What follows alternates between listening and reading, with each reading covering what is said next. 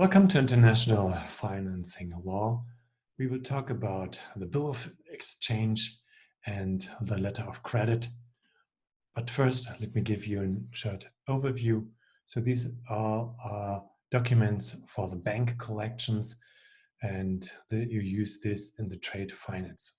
First chapter is about the bill of exchange and the brief requirements and a documentary draft and the bank collection process. The second chapter, we will talk about the letter of credit and the documentary letter of credit. And then the third chapter, I will give you a short conclusion. But let's start now with the introduction part. And yeah, if you're an international buyer and seller, you must contract to move the goods from one country to another country. Okay, but you have also to consider how to pay for those goods. And we have taken into account that you have different currencies, and you have to ensure that sellers will actually be paid for the goods and practically how the money move from one country to another. And for this, we have a special method here, and you don't pay with real money. You use documents. They are used in foreign sales and also used in domestic sales, but there's it less common because in one country, if you're only in the United States or only in Germany, then you can make it really easier ways, but sometimes it's similar. But especially if you have a foreign sale, then you need these documents. So you need documents that are negotiable. For example, the draft. The draft, this word has two meanings, or we have two words for the same thing. The draft is also known as bill of exchange. This is the key document. It's used in international documents. In Germany, we have two translations. Scheck is one, and Wechsel is the other one. So a bill of exchange is a written order, once used primarily in international trade, and this bill of exchange binds one party to pay a fixed sum of money to another party on demand, right? Or at a predetermined date.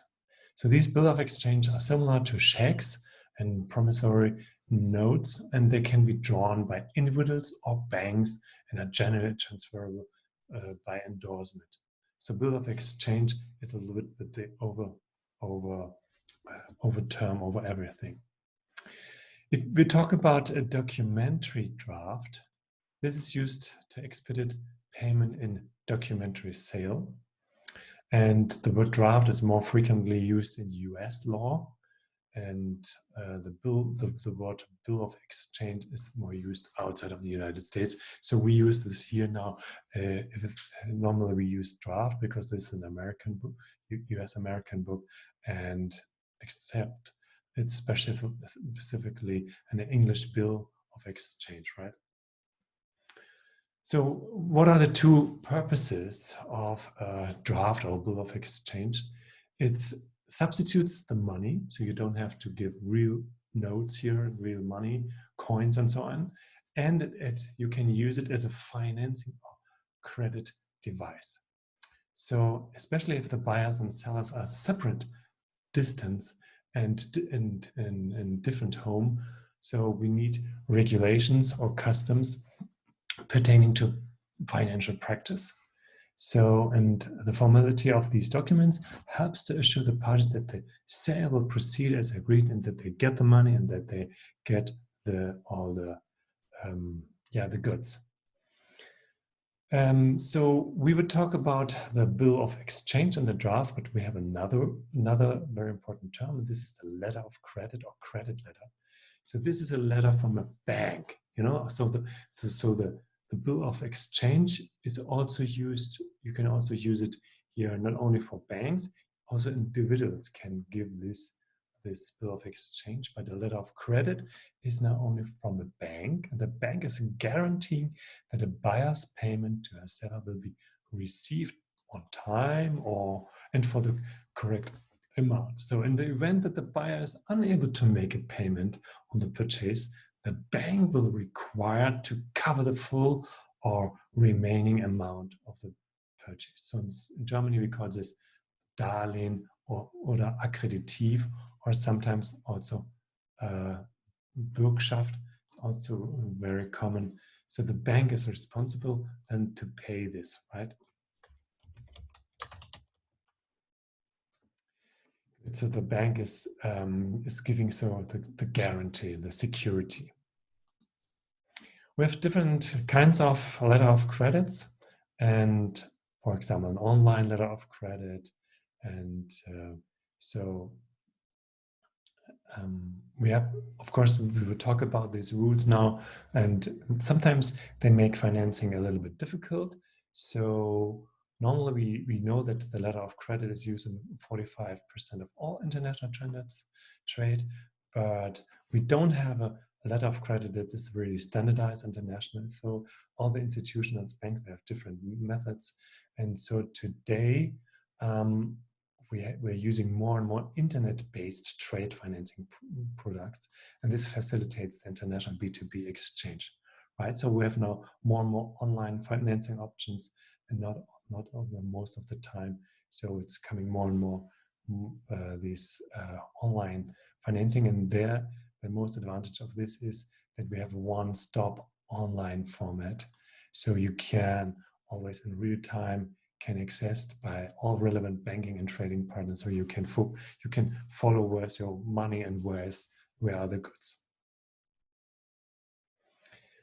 Now let's go more in the details of the bill of exchange, the draft, and we need this bill of exchange to expedite foreign money payments.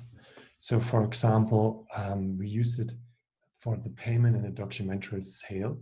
And the origin of these bills of exchange is that we have two purposes. Of course, I already told you, it's a substitute for money, and you can also use it as a financing or credit device. And that means you have this bill of exchange, and you don't have to pay it now, maybe later. So you get a little bit of time, and that's why it's a financing device. Yeah, what do you need for a good bill of exchange? It has to be written. It's from one person to another.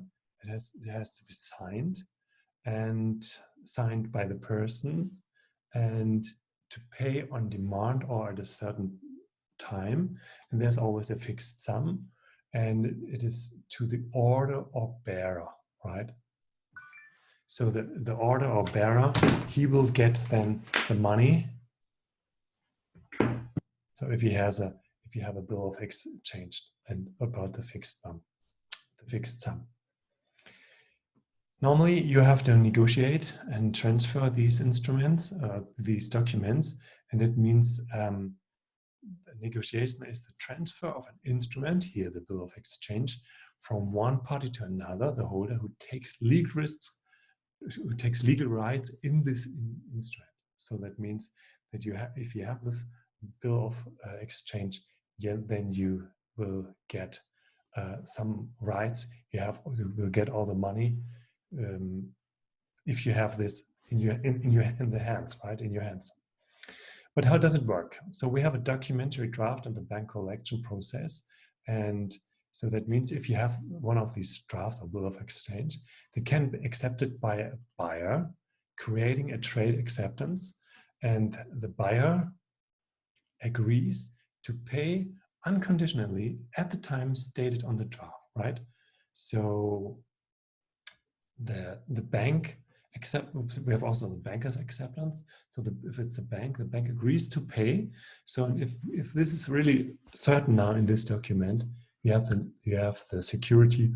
Okay, if I don't get the money, the cash, I get the bill of exchange. So the documentary collection is similar to a COD transaction. That means you get first the goods, and then you have to pay. And in Germany, we have, or all over the world, in Germany it's very common, and we belong to this system. This is the SWIFT system is the Society of Worldwide Interbank Financial Telecommunication. And this is a system that forwards transactions between more than 11,000 banks and brokerage and houses. So they are organizing that we have always secure exchange of money. So they handle the secure messages and the payment traffic of the affiliated companies and institutions. You can also use this bill of exchange and acceptance for credit risk and trade financing programs and bankers acceptance and so on. The very important thing of a bill of exchange is that the holder has a negotiable instrument. So it's like money, right? So it takes for value. And if he's in good faith, that there's nothing wrong with this. And so he should not have some knowledge about dishonor or overdue or something of alteration or unauthorized signature. The credit risk, if you have this factoring accounts receivable, so is that the seller assigns rights to collect to assignee or factor. And we will see here an example. So this is a time draft. Time draft means in the future, one day you can get the money. And we have a letter of credit because it's here, it's a bank. So add side, and then you have here the date, indicate above whether payable on demand or other time limit. Pay to the order of, name of exporter or exporter bank or payee. Then the amount of dollars for value received and charged to the account of National Bank letter of credit. So this is another document. We will talk about this in the next chapter, letter of credit.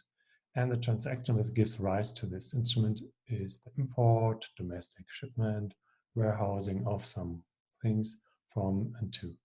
And here you can see the importer, buyer or drawer is National Bank somewhere, and the drawer's signature. So this is the exporter. And we have here the acceptance. See it here upwards per authorized signature. Okay, this was an example of a bill of exchange. In the next chapter, we will talk about the letter of credit.